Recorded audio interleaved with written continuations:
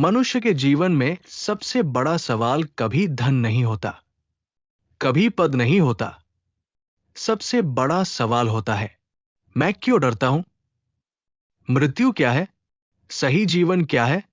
हजारों साल पहले इन्हीं सवालों को एक छोटा सा बालक लेकर मृत्यु के देवता के द्वार तक पहुंच गया था। उस बालक का नाम था नचिकेता। नचिकेता कोई साधु नहीं था, कोई तपस्वी नहीं था। वो एक सामान्य ब्राह्मण का पुत्र था। उसके पिता का नाम था उद्दालक। एक दिन उद्दालक ने एक बड़ा यज्ञ किया। यज्ञ में दान दिया जाता है, गाय, वस्त्र, अन्न। लेकिन नचिकेता ने देखा, जो गाय दान में दी जा रही थी वे बूढ़ी थी, दूध नहीं देती थी, चल भी ठीक से नहीं पाती थी। बालक का मन विचलित हो गया। उसने सोचा, अगर दान ऐसा है तो इसका फल क्या होगा? नचिकेता अपने पिता के पास गया और बोला, पिताजी, आप मुझे किसे दान में देंगे? पिता ने ध्यान नहीं दिया। नचिकेता ने फिर पूछा, पिताजी, आप मुझे किसे दान में देंगे? तीसरी बार पूछने पर उद्दालक क्रोध में आ गए। उन्होंने कहा, मैं तुम्हें मृत्यु को दान देता हूं। शब्द क्रोध में निकले, पर शास्त्रों में शब्द हल्के नहीं होते। नचिकेता चुप हो गया। उसने सोचा, पिता ने मुझे मृत्यु को दिया है तो मुझे जाना चाहिए। और वही हुआ जो कोई साधारण बालक नहीं कर सकता। नचिकेता यमराज के लोक की ओर चल पड़ा। यमराज के द्वार पर पहुंचकर नचिकेता रुका, लेकिन यमराज वहां नहीं थे।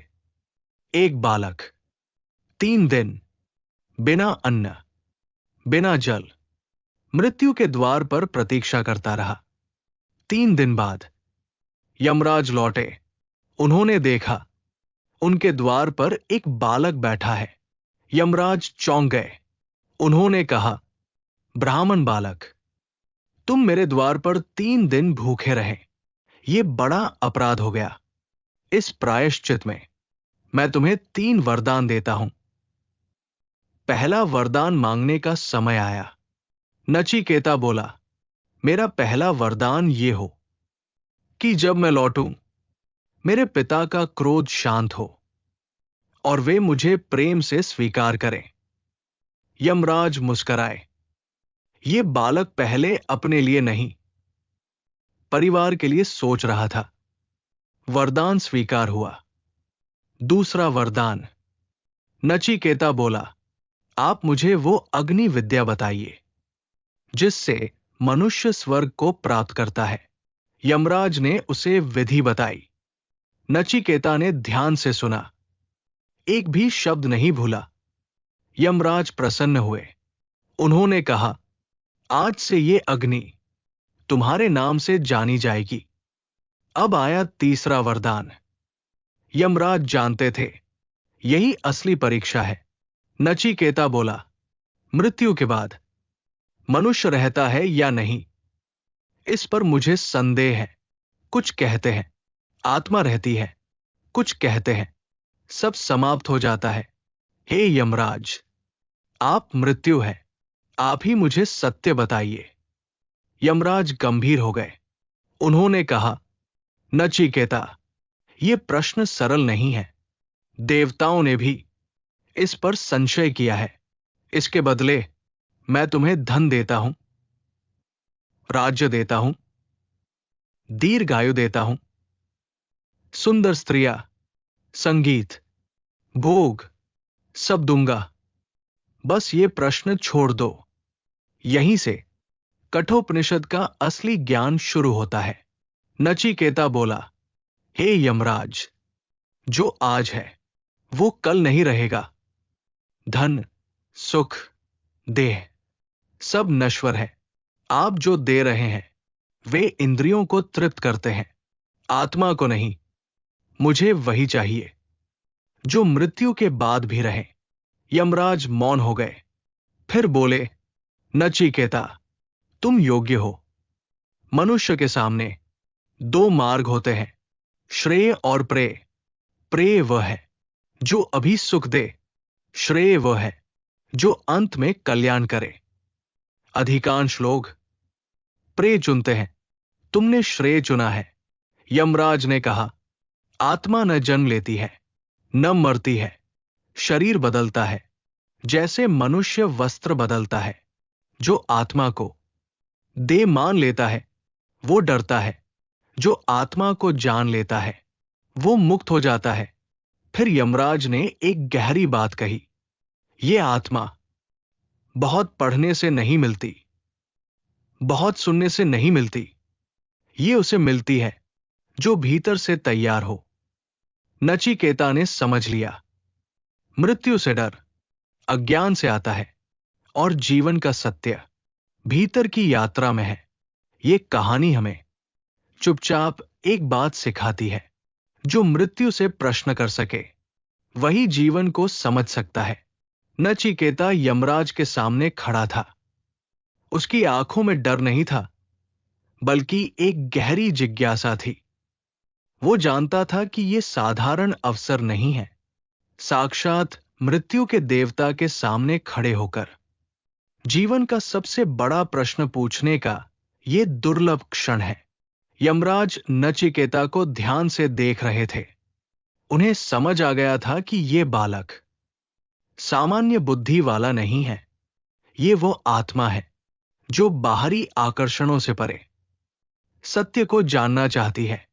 यमराज बोले, हे नचिकेता, तुमने जो प्रश्न पूछा है वो अत्यंत गूढ़ है।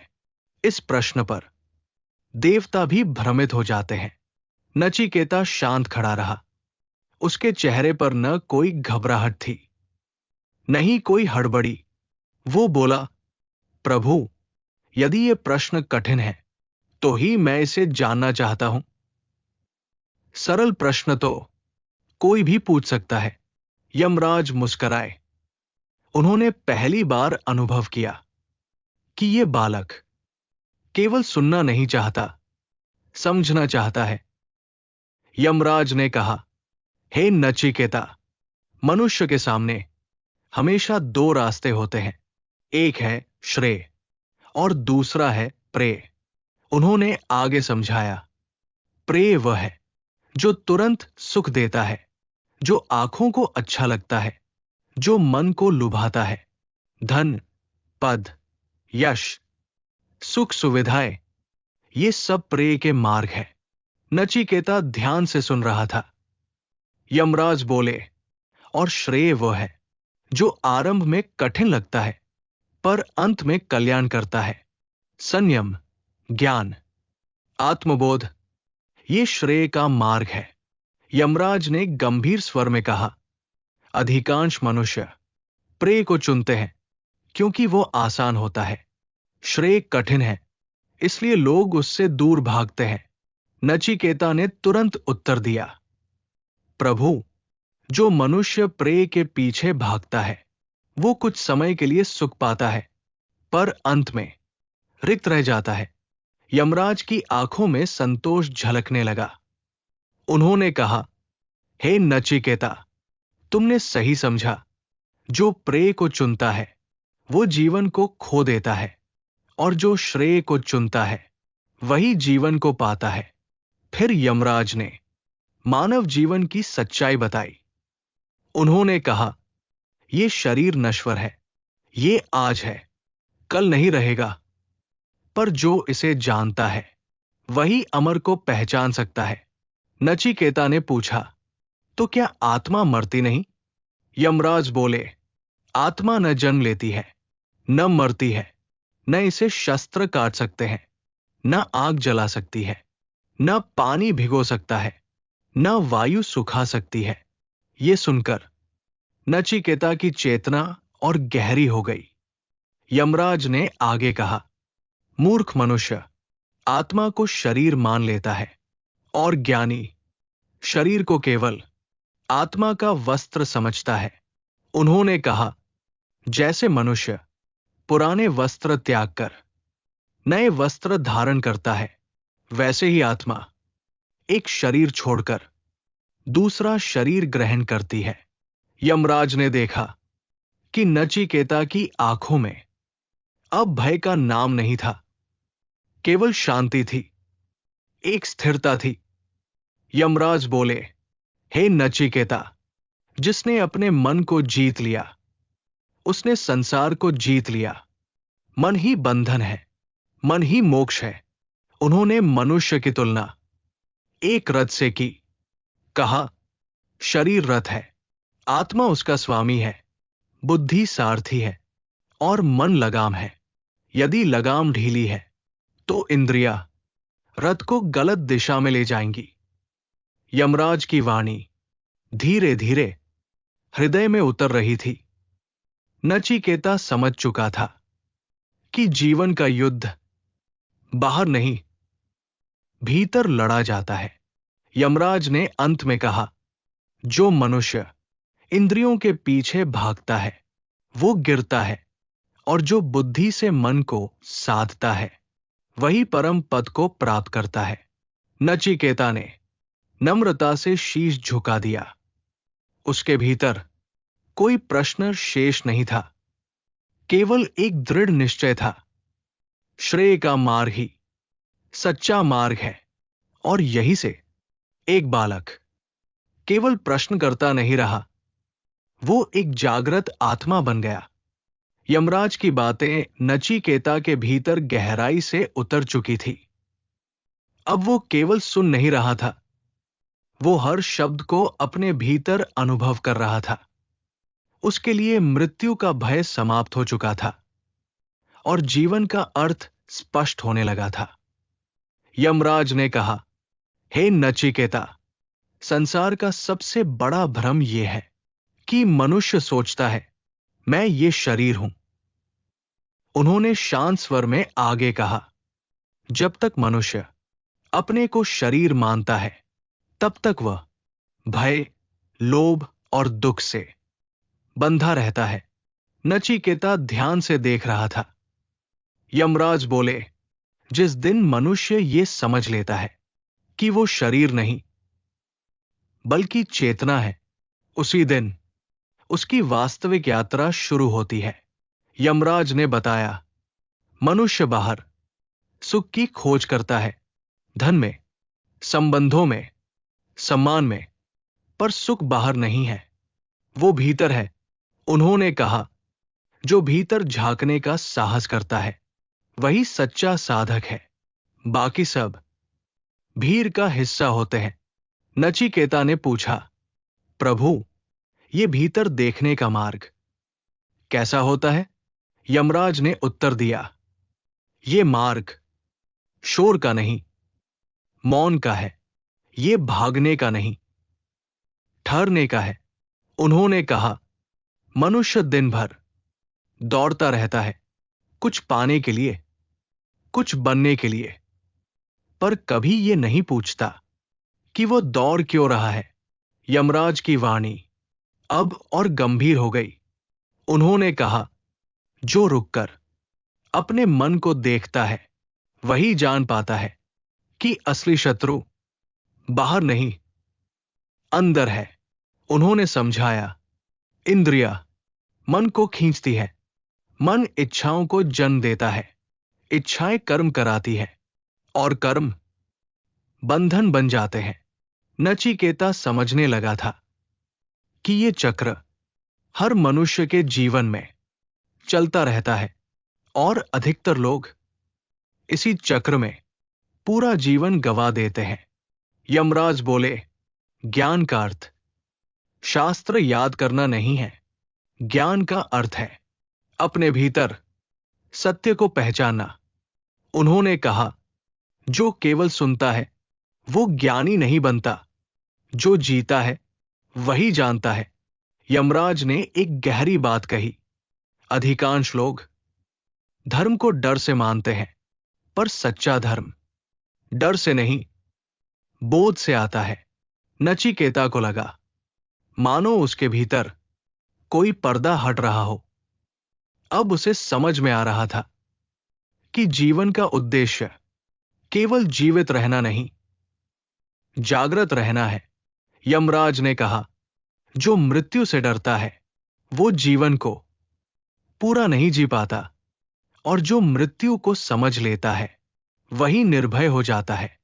उन्होंने कहा, मृत्यु अंत नहीं है, मृत्यु केवल एक द्वार है, उसके पार वही जाता है जो भीतर से तैयार होता है।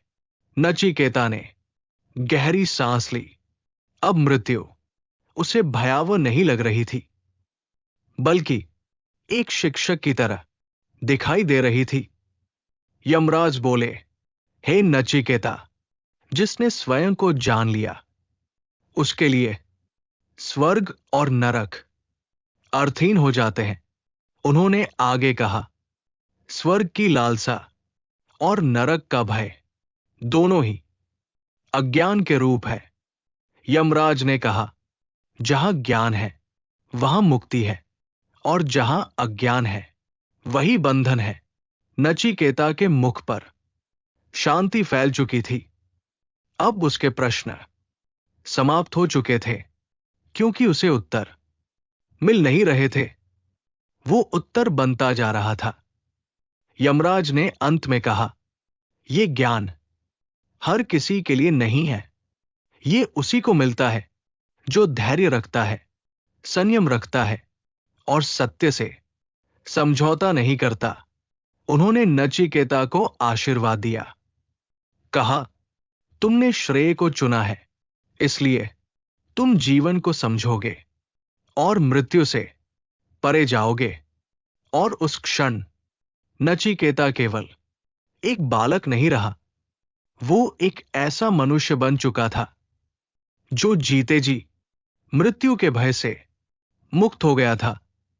यही है कठोपनिषद का सबसे गहरा संदेश, कि सच्चा ज्ञान मृत्यु के बाद नहीं, जीते जी मुक्त कर देता है। यमराज की वाणी अब किसी शास्त्र की तरह नहीं, बल्कि जीवन की सच्चाई की तरह सुनाई देने लगी थी। नचिकेता समझ चुका था कि यह ज्ञान केवल सुनने के लिए नहीं, जीने के लिए है। यमराज ने कहा, हे नचिकेता, आज का मनुष्य सब कुछ जानना चाहता है, पर स्वयं को नहीं। उन्होंने आगे कहा, वो संसार के कोने कोने की खबर रखता है, पर अपने मन में क्या चल रहा है ये जानने का उसे समय नहीं।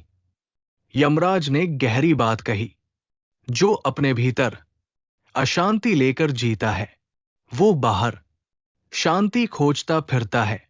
उन्होंने कहा, मनुष्य सोचता है कि जब सब ठीक हो जाएगा तब मैं शांत हो जाऊंगा, पर सत्य ये है, जब तुम शांत हो जाओगे तभी सब ठीक होगा। नचिकेता को लगा मानो ये बात हर मनुष्य के लिए कही जा रही हो, क्योंकि आज का जीवन भाग दौड़ से भरा है। हर कोई आगे निकलना चाहता है, पर कोई ये नहीं पूछता कि वो जा कहाँ रहा है। यमराज बोले, जो केवल दौड़ता है वो थक जाता है, और जो समझकर चलता है वो स्थिर हो जाता है। उन्होंने मनुष्य के भय की बात की। कहा, भय मृत्यु का नहीं होता, भय अधूरे जीवन का होता है। यमराज ने कहा, जो जीवन भर दूसरों की अपेक्षाओं में जीता है वो अंत में खाली हाथ रह जाता है। नचिकेता ने यह सुनकर अपने पिता का स्मरण किया। उसे समझ आया कि अज्ञान में किया गया दान भी धर्म नहीं होता। धर्म वही है जो जागरूकता से किया जाए। यमराज बोले, कर्म से भागा नहीं जा सकता, पर कर्म करते हुए बंधन से मुक्त रहा जा सकता है। उन्होंने समझाया, जब तुम फल की चिंता छोड़कर कर्तव्य करते हो तब कर्म बंधन नहीं बनता। यमराज की दृष्टि नचिकेता के भीतर उतर रही थी। उन्होंने कहा, जो परिणाम से डरता है वो कर्म को दूषित कर देता है। उन्होंने आगे कहा, और जो कर्म में ईमानदार रहता है उसके लिए परिणाम स्वतः शुद्ध हो जाता है। यमराज ने मन की चंचलता पर कहा, मन को दबाया नहीं जाता, मन को समझा जाता है। उन्होंने कहा, जो मन से युद्ध करता है वो हारता है, और जो मन को साक्षी भाव से देखता है वो विजयी होता है। नचिकेता को लगा कि ये ज्ञान किसी युग का नहीं, हर युग का है, क्योंकि मनुष्य बदला नहीं है, केवल उसके साधन बदले हैं। यमराज बोले, इच्छाएं अनंत है और जीवन सीमित है। जो ये नहीं समझता वो सदा असंतुष्ट रहेगा। उन्होंने कहा, संतोष का अर्थ कम में जीना नहीं, बल्कि पर्याप्त में जीना है। यमराज ने बताया, जो अपने पास जो है उसे देखकर प्रसन्न होता है वही वास्तव में धनी है। नचिकेता अब पूरी तरह शांत था। उसके भीतर किसी भविष्य की चिंता नहीं थी, क्योंकि वो वर्तमान में पूर्ण था। यमराज ने अंतिम बात कही, जीवन का लक्ष्य कुछ बनना नहीं है, जीवन का लक्ष्य है जागना। उन्होंने कहा, जो जाग गया उसके लिए हर क्षण साधना है, हर कर्म पूजा है। यमराज ने नचिकेता से कहा, अब तुम लौटो, पर यह ज्ञान केवल याद मत रखना, इसे जीना। नचिकेता ने नम्रता से प्रणाम किया। उसके भीतर कोई घमंड नहीं था, केवल एक मौन आनंद था। और यही कठोपनिषद हमें एक मौन संदेश देता है कि सच्चा धर्म शब्दों में नहीं, चेतना में होता है। जो ये समझ ले वो संसार में रहते हुए भी संसार से परे हो जाता है। अब जरा अपने जीवन को देखिए। हम सब किसी न किसी दौड़ में लगे हैं।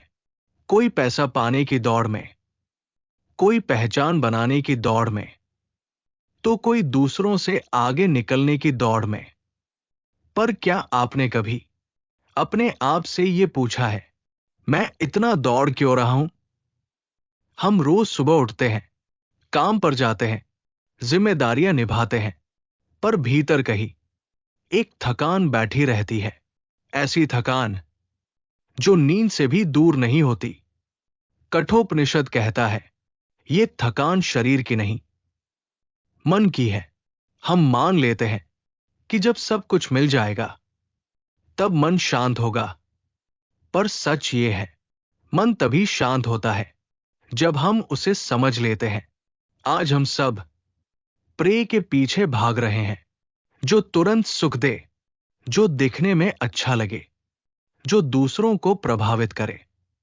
लेकिन श्रेय जो भीतर से मजबूत बनाता है, उसके लिए हमारे पास समय नहीं है। आप देखिए, हम हर चीज को कंट्रोल करना चाहते हैं, पर अपने मन को नहीं। हम दूसरों से कहते हैं, ऐसा मत सोचो, पर अपने मन से यह बात कहने का साहस हम नहीं जुटा पाते। यमराज ने नचिकेता से कहा था, मन को दबाओ मत, मन को समझो। आज का मनुष्य अपने डर से भागता है, असफलता से डरता है, अकेलेपन से डरता है, और सबसे ज्यादा मृत्यु से डरता है। पर सोचिए, अगर मृत्यु न हो तो जीवन का मूल्य क्या रहेगा? मृत्यु जीवन को सीमित बनाती है, और वही सीमा जीवन को कीमती बनाती है। कठोपनिषद हमें सिखाता है, जो मृत्यु को समझ लेता है वो जीवन को पूरा जीने लगता है। आपने देखा होगा, जो व्यक्ति भीतर से शांत होता है वो बाहर की परिस्थितियों से कम प्रभावित होता है, और जो भीतर से अशांत होता है उसके लिए थोड़ी सी बात भी बड़ा तूफान बन जाती है। अब अपने जीवन पर गौर कीजिए। आप किससे लड़ रहे हैं? दुनिया से, हालात से, या अपने मन से?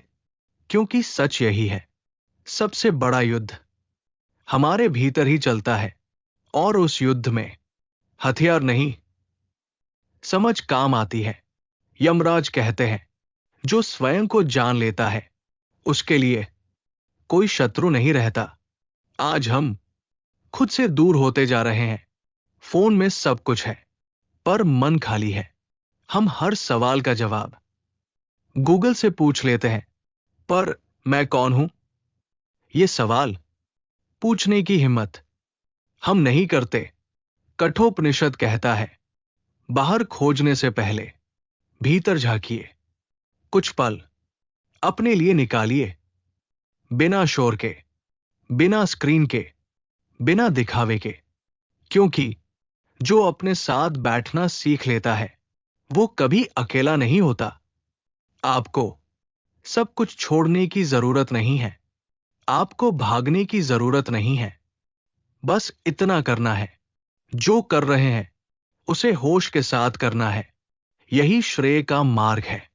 और जब आप इस मार्ग पर चलते हैं, तो जीवन भार नहीं रहता, एक साधना बन जाता है। यही कठोपनिषद का संदेश है। यही नचिकेता की सीख है। और शायद यही वो सत्य है जिसे हम सब अपने भीतर खोज रहे हैं। तो दोस्तों, आज की ये कथा केवल नचिकेता और यमराज की नहीं थी। ये कथा हमारी भी है। हम सब किसी न किसी रूप में नचिकेता है, प्रश्नों से भरे हुए, उत्तर खोजते हुए, और जीवन के अनुभव कभी सुख बनकर, कभी दुख बनकर हमारे सामने यमराज की तरह खड़े हो जाते हैं और पूछते हैं, तुम क्या चुनोगे? आसान रास्ता या सही रास्ता? ये दुनिया हमें प्रे दिखाती है, तेज सफलता, आसान सुख, बिना रुके भागने की आदत। पर कठोपनिषद धीरे से कहता है, रुक जाओ, देखो, समझो। क्योंकि जो तुरंत सुख देता है, वो हमेशा सत्य नहीं होता। और जो सत्य होता है, वो हमेशा आसान नहीं होता। नचिकेता ने डर का मार्ग नहीं चुना, उसने सच का मार्ग चुना। और यही कारण है कि आज हजारों साल बाद भी उसका नाम हमें दिशा देता है। ये कथा हमें ये नहीं सिखाती कि जीवन छोड़ दो, ये सिखाती है, जीवन को होश से जियो, मृत्यु से मत डरो। मृत्यु जीवन की दुश्मन नहीं है, वो तो जीवन का सबसे बड़ा शिक्षक है। और जो ये समझ लेता है, उसके लिए हर दिन एक नया जन्म बन जाता है। तो आज इस वीडियो को बंद करने से पहले अपने आप से एक प्रश्न पूछिए, मैं किसके पीछे भाग रहा हूं? प्रे के या श्रेय के? क्योंकि अंत में हम जो चुनते हैं, वही हम बन जाते हैं। अगर यह कथा आपके भीतर थोड़ी सी भी शांति छोड़ गई हो, तो इसे केवल सुनकर मत छोड़िए, इसे जीने की कोशिश कीजिए। इस वीडियो को उन लोगों तक पहुंचाइए जो जीवन की दौड़ में थक चुके हैं। चैनल को सब्सक्राइब कीजिए ताकि हम हर बार ऐसी कथाएं ला सकें जो केवल मनोरंजन नहीं, जागरण बने। कमेंट में लिखिए, आप आज श्रेय चुनेंगे या प्रे? क्योंकि शुरुआत यही से होती है।